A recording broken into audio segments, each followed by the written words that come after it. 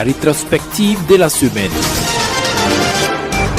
Plus de 1400 éléments de la police nationale sont déployés dans la ville de Ouagadougou pour la surveillance de la circulation en cette période de fête. Selon le commissaire central de police de Ouagadougou, ces opérations s'inscrivent dans le cadre du dispositif mis en place en vue de permettre aux populations de fêter en toute quiétude. Bonswende Sankara. Nous avons engagé un certain nombre d'opérations. Les ratissage des zones criminogènes, nous avons des patrouilles pédestres, nous avons la sécurisation des axes routiers à travers la création de postes fixes à l'intérieur pour contrôler les occupants des véhicules, fouiller les véhicules, s'assurer que ceux qui rentrent dans la ville là ne viennent pas avec des objets dangereux pour commettre des infractions. Nous avons également la régulation de la circulation qui a même cours actuellement. Nous avons le contrôle et le fouilles des véhicules sans immatriculation et la surveillance des points sensibles. Outre ce dispositif, la police nationale invite les populations à respecter un certain nombre de consignes. Nous demandons aux uns et aux autres de respecter le code de la route, que les uns et les autres évitent de trop consommer. Ou bien lorsqu'on constate qu'on a trop consommé, qu'on se fasse conduire au lieu de s'attarder à prendre son véhicule et aller causer des dommages à autrui ou à soi-même.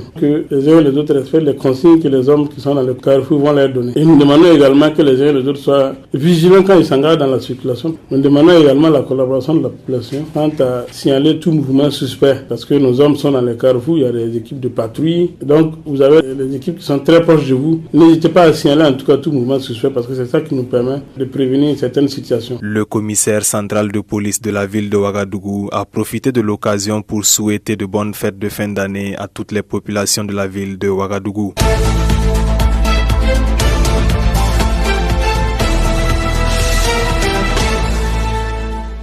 Baisse drastique du budget alloué aux investissements de l'État, passant de 44,5% en 2018 à 26% en 2019. Baisse du budget alloué à la politique de gratuité des soins des enfants de moins de 5 ans. Des budgets squelettiques alloués au secteur de développement rural touchant la vie des paysans. Ce sont là quelques grèves relevées par les députés de l'opposition politique sur la nouvelle loi de finances 2019. Pour eux, cette loi de finances est en contradiction avec les principes de développement d'un pays. Baïssé Gilman François, représentant des présidents des groupes parlementaires. Prenez les secteurs de développement rural, l'agriculture, l'élevage, l'environnement, eau et forêt.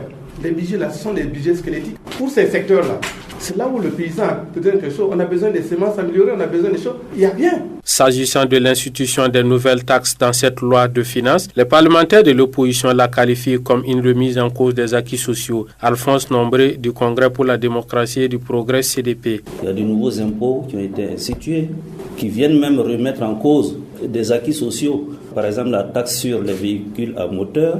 Cette taxe a été supprimée en 1999 suite à des revendications sociales. Ça a été remis en cause. Il y a la fiscalisation des indemnités servies aux travailleurs. C'est un impôt nouveau. Nous parlons du matraquage fiscal. C'est pourquoi l'opposition parlementaire estime que l'imposition de ces taxes ne peut être le remède à la relance économique. Selon eux, l'État ferait mieux de faire diminuer certaines exonérations à l'endroit de certaines multinationales et sociétés. Dan Nicolas de l'Union pour le progrès et le changement IPC. Si les impôts augmentent et le pouvoir d'achat diminue, je ne sais pas comment est-ce que nous allons atteindre ce résultat. Par contre, nous disons que les recettes fiscales peuvent être améliorées parce que nous avons constaté qu'il y a beaucoup d'exonérations fiscales au profit des multinationales. Pourquoi ne pas aussi penser à réduire les exonérations fiscales? Les députés de l'opposition ont cependant salué la revue à la hausse du budget alloué au ministère en charge de la sécurité et celui de la défense au regard des nombreuses attaques terroristes dont est victime le pays.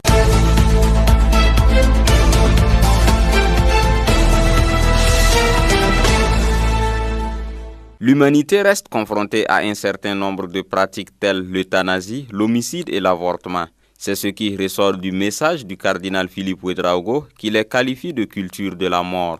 Il a déploré de ce fait la pratique de l'avortement, considérée par l'Église comme un péché mortel. Selon lui, le phénomène est devenu préoccupant. Une certaine gouvernance mondiale, idéologique actuelle, tend à imposer une dictature de la pensée unique à tous les pays, c'est-à-dire promouvoir le principe d'avortement pour tous, sans restriction aucune. Au Burkina Faso, la banalisation toujours plus croissante de l'avortement et d'une mentalité abortive est préoccupante. À ce sujet, nous interpellons nos gouvernants à prendre des dispositions utiles avec discernement pour préserver notre nation de ce spectre de la culture de la mort. Le cardinal Philippe Ouédraogo a par la même occasion interpellé les autorités à promouvoir une gouvernance vertueuse dans la gestion de la chose publique. Tous les responsables à tous les niveaux doivent donner l'exemple de la bonne gouvernance dans la gestion de la chose publique, dans les marchés publics, le trafic d'influence et placer les hommes qu'il faut aux places qu'il faut et sanctionner les agents indélicats dans les administrations et promouvoir l'amour du travail bien fait avec professionnalisme, dévouement et loyauté. Pour terminer, il a encouragé les différents acteurs de la société burkinabé à toujours privilégier le dialogue en vue de trouver des solutions consensuelles face aux différents défis.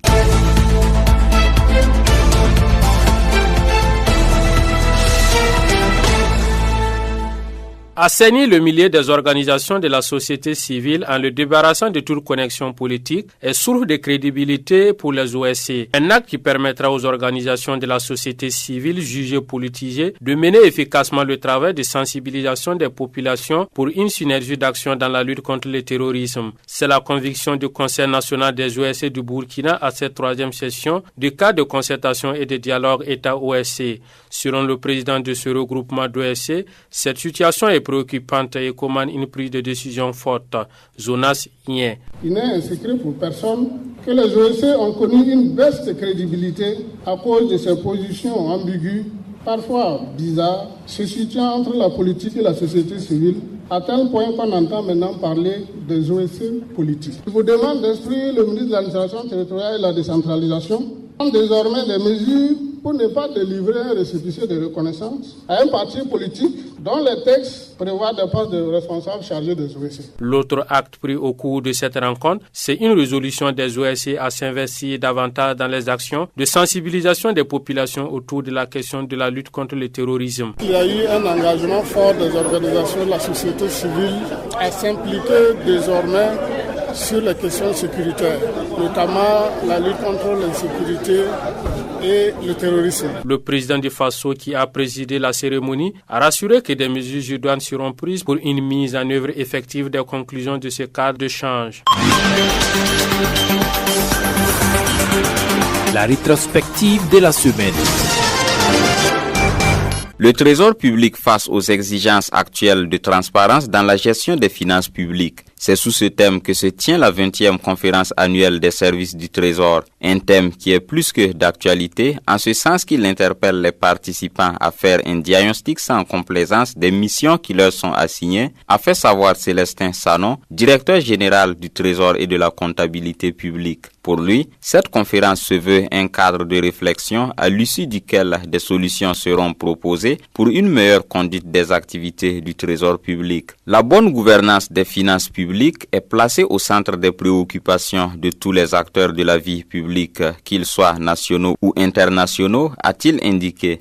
La ministre déléguée chargée du budget, Clémence Yaka, représentant celle en charge de l'économie et des finances, a procédé à la cérémonie d'ouverture de cette conférence et a par ailleurs salué sa tenue qui, selon elle, s'inscrit, je cite, dans la vision qui consiste à faire du Trésor public une administration d'excellence et de référence résolument tournée vers la modernité, la transparence et l'épanouissement de son personnel. Fin de citation. C'est en 1997 que s'est tenue la première conférence annuelle des services du Trésor.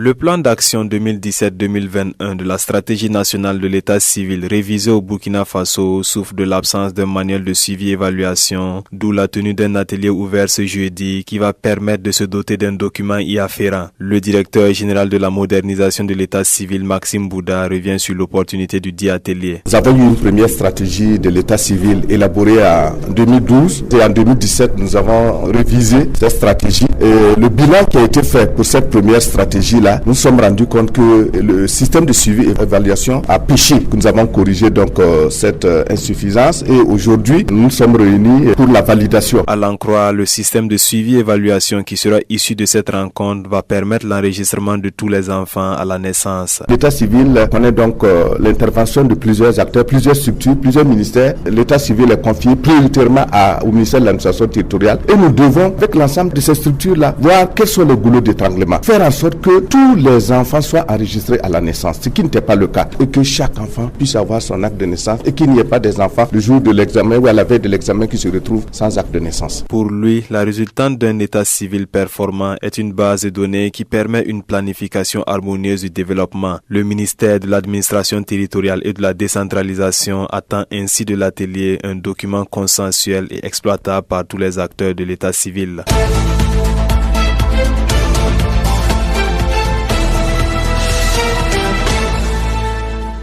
Le livre Insurrection populaire d'octobre 2014, Les trahisons, fait ressortir les différents rôles joués par certains acteurs de la société burkinabé durant ces événements. Ces acteurs comprennent les partis politiques de l'opposition d'alors, des organisations de la société civile et la hiérarchie militaire. Ces derniers ont trahi les intérêts du peuple burkinabé au profit de leurs propres intérêts, à en croire l'auteur du livre Atiana Serge Oulon. Il en veut pour preuve la manière par laquelle le lieutenant-colonel Yacouba Isaac Zida a procédé pour s'emparer du pouvoir. Tout un chacun a vu que c'est lui qui a été propulsé au devant de la scène au détriment du chef d'état-major général des armées, même si on restait un peu dans le cadre de l'état d'urgence que l'ancien président du Faso, Blaise Compaoré, a décrété. Il s'est mis au devant et on a vu le résultat qui s'est produit par la suite parce que ça s'est fait au mépris des règles militaires qui supposent que, ou du moins qui prescrit que d'une fois le chef d'état-major général des armées pris le pouvoir, il ne devrait pas avoir son subordonné qui vienne pour le coiffer au poteau. Toujours selon l'auteur, la prise du pouvoir par Yacouba Isaac Zida a été effective avec l'appui de certaines organisations de la société civile. Au camp Guillaume Ouedraogo, il y avait des responsables du balai citoyen, notamment Maître Guy Hervé Kam qui était le porte-parole. Il y avait d'autres activistes, Hervé Ouattara qui du reste assume un peu cette part de responsabilité. Il y avait le professeur Augustin Loada et je crois que dans le contenu, dans l'ouvrage, je cite un peu quelques noms des gens qui étaient présents et il est constant que des organisations de la société civile, balai citoyen, CAR, M21 et tout le reste, ces gens-là étaient présents au niveau du camp Guillaume Ouedraogo et la désignation de Yacouba Isaac Zida, ça s'est passé devant eux, ils ont accepté, il est sorti, il a pris le pouvoir. Un autre élément que Atiana Serge Oulon souligne dans son ouvrage, c'est la planification de la désignation du président de la transition Michel Kafando. Il y a un chapitre du reste qui est consacré à la désignation du président de la transition Michel Kafando. Au résultat, on a estimé que c'était une formalité parce que les jeux étaient déjà faits à l'avance. D'aucuns se souviennent encore que à la fin de la transition, le 28 décembre 2015 plus précisément, l'ancien premier ministre Yacouba Isaac Zida, en conférence de presse, a avoué que dès le 1er novembre au soir, dès qu'il a été en quelque sorte confirmé entre guillemets comme chef de l'État, il a appelé Michel Kafando au téléphone pour lui dire qu'on aura besoin de lui. Tout en précisant que l'objet de l'œuvre n'est pas de faire un bilan, encore moins un procès de la transition, l'auteur précise que son livre s'inscrit dans une logique d'enquête et de décryptage des événements ayant marqué l'insurrection populaire de 2014.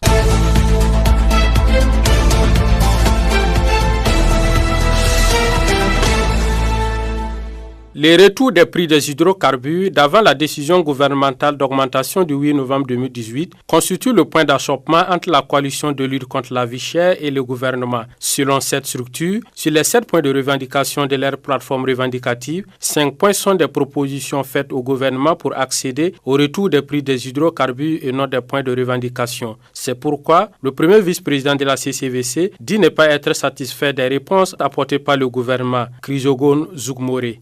La plateforme revendicative de la CCVC comportait 7 points, mais que pour nous, il ne s'agissait pas au sortir de ces discussions de faire une sommation systématique et mécanique des points d'accord et des points de désaccord. Pourquoi ? Nous aurions pu nous en tenir au seul point de la plateforme revendicative, à savoir le retour au prix des hydrocarbures d'avant la décision gouvernementale du 8 novembre. Mais qu'avons-nous fait ? Nous avons dit qu'il faut faire des propositions au gouvernement. Comment faire pour revenir au prix des hydrocarbures d'avant la décision gouvernementale? C'est ce qui justifie la mention des points 2 à 6. La CCVC a par ailleurs souligné que le gouvernement, lors des discussions, n'a pas pu apporter des réponses précises pour justifier cette mesure. C'est pourquoi elle pense que cette décision n'est rien d'autre qu'une injonction de la Banque mondiale et du Fonds monétaire international. Nongo Grégoire Traoré, secrétaire général du syndicat national des agents des impôts et des domaines. On a compris au finish que c'est les injonctions de la Banque mondiale et du FMI qui a consisté à dire d'augmenter les prix pour pouvoir avoir des recettes. Point barre. C'est un souci de recettes. Parce qu'à chaque fois, les Premier ministre disaient que non, si on baisse, il y a des problèmes de recettes, il faut que le budget fonctionne. Donc pour nous, ce n'est pas un problème d'argumentaire, de dette ou encore du coût de dollar. L'État veut des recettes. La CCVC a par ailleurs dénoncé l'imposition des nouvelles taxes dans la loi de finances 2019. Elle a de ce fait appelé l'ensemble des populations des villes et des campagnes à se mobiliser et à rester en veille en attendant tout mot d'ordre et action. La rétrospective de la semaine. Le Burkina Faso a enregistré une production céréalière prévisionnelle de plus de 4 millions de tonnes au titre de la saison agricole 2018-2019, ce qui représente une hausse de 21% comparativement à la saison précédente, a fait savoir le ministre en charge de l'agriculture Jacob Ouedraogo. Il note toutefois des déficits dans 17 provinces. Ces 17 provinces sont le Kadiogo, le Bultiemde, le Passolé, le Sanmatenga, le Zandoma, la Komandjari, le Bam, le Koulouéogo, le Namentenga, le Blitenga, le Koulitenga, le Yatenga, le Boulgou, le Gourma, le Bazega, le Seno et la Nyanya. En ce qui concerne les zones déficitaires, Jacob Ouedraogo note que des mesures d'accompagnement ont été prises en faveur des personnes vulnérables. À partir de ces provinces que nous avons déjà identifiées, le travail d'identification des personnes vulnérables se fait automatiquement et d'ici là, nous ferons notre plan de réponse parce qu'à chaque année, il faudra quand même y penser. Et aussi, vous voyez que l'année passée, dans ces zones vulnérables, nous avons ouvert des boutiques témoins en plus pour pouvoir résoudre la question de cette insécurité alimentaire. Plus de 2 800 000 personnes ont été concernées par ces mesures, a indiqué le ministre.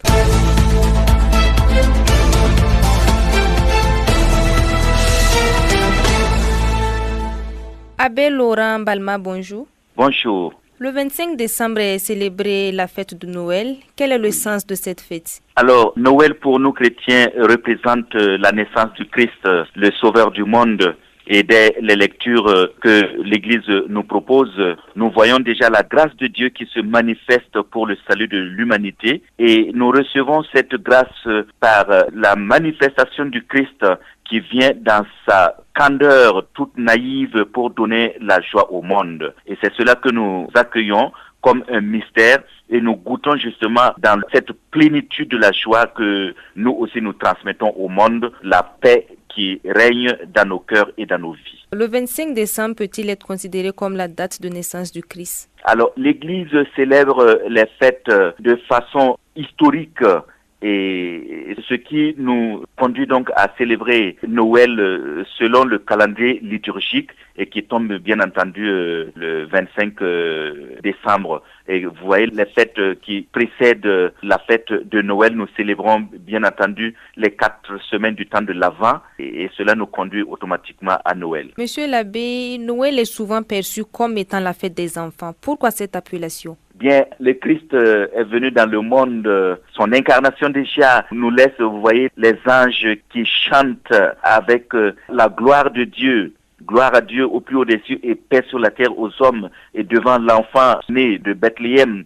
Donc c'est la joie qui naît dans les cœurs de l'humanité et cela bien entendu, toute l'attention est tournée autour du nouveau-né et cet enfant emmailloté couché dans la crèche. Et alors cela nous révèle aussi la faiblesse en fait de cet enfant mais qui est entouré quand même de toute sa puissance et sa grandeur. Alors nous mettons donc en avant nos enfants que nous entourons de notre affection. Mais la fête de Noël, c'est la fête de l'humanité et de tout le monde. À propos, on parle aussi du Père Noël. Dites-nous, quelle est l'origine de cette conception du Père Noël et quelle est la position de l'Église face à cela? Alors de façon caricaturale, la manifestation du Père Noël a des fondements, j'allais dire peut-être historiques, culturels, pour témoigner un peu du passage de Jésus dans nos maisons, dans nos familles, avec les cadeaux que cela signifie. Mais pour notre contexte africain, nous n'avons pas cette culture du Père Noël.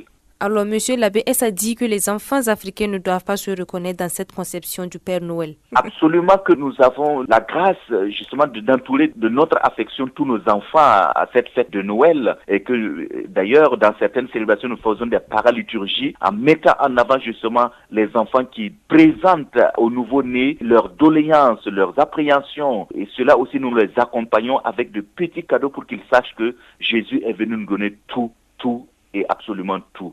C'est lui-même, c'est sa personne. Monsieur l'abbé, comment les chrétiens doivent-ils célébrer Noël? Les chrétiens doivent célébrer Noël comme vraiment une grande fête, la fête qui apporte la paix, la fête qui apporte la lumière, et c'est dans cette perspective que justement l'enfant est né, pour susciter justement cette joie et cette lumière qui vient dissiper les ténèbres opaques. Voilà, donc c'est dans cette perspective-là que tout chrétien doit célébrer la fête de Noël. Et de façon concrète, quelles sont les actions à mener à l'occasion de cette fête? Ah oui, de façon concrète, je pense qu'il n'y a pas d'échappatoire.